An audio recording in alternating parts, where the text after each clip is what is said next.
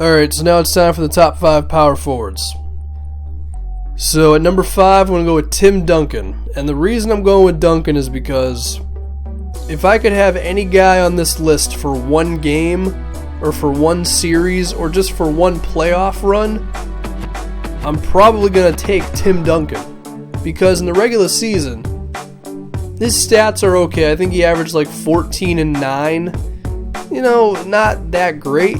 There's other power forwards with better stats, but we all know that Tim Duncan has the ability any game to go off. It's just a matter of, because of his age, he is going to manage his energy a bit more. But when it comes to the playoffs, I mean, he was putting up 20 and 10 against the Clippers. Scored on DeAndre Jordan, hitting turnaround jumpers and hook shots and bank shots, just being the Tim Duncan we all know. And he was one of the best defensive players in the league last season, basically on one leg. So, are there some guys who put up better stats than Duncan? Yeah, but like we know that Tim Duncan has the ability to go off even at this age. So like, I still kind of have to put him at number 5. You just do. Number 4, we're going with Chris Bosh. One of the more versatile power forwards in the league. Can shoot from everywhere. Can play defense everywhere. I mean, he's really quick defender, able to defend the pick and roll. Can defend multiple positions. His scoring, like I already mentioned, he can also score in the post. One of the better mid-range shooters in the NBA. Can score in a pick and roll. The only thing Bosh doesn't have going for him is his rebounding. It's still okay. It's not great. I think there's a bit of a disrespect for Chris Bosh, and I really don't understand why. I think he does everything well.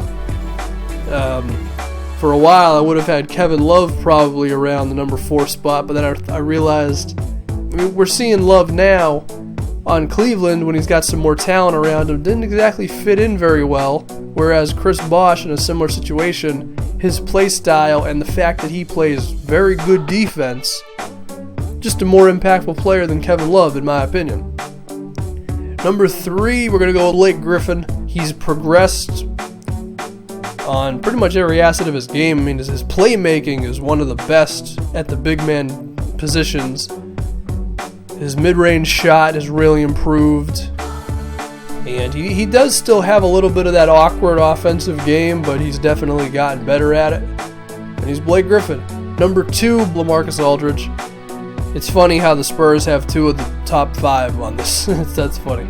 His turnaround jumper, his mid-range jumper, may be the most unstoppable shot in the NBA today. It might be. I mean, there might be another one that I'm missing, and everything else, he's decent defender, but really, offensively, just way too good. Number 1, of course, it's Anthony Davis. I mean, the guy is just, Anthony Davis is incredible, man. Blocking shots, offensive game, developing a 3-point shot now. I think there's a real possibility Anthony Davis could be the best player in the NBA starting this season. And that's going to do it. That's top 5 power forwards. If I was going to be like, oh, this guy didn't make it, I don't know, Pau Gasol, does anybody think Pau Gasol is better than Tim Duncan? Because I don't. Does anybody think Paul Millsap is better than Tim Duncan? I don't. So, does anybody think Zach Randolph's better? No. So, that's it.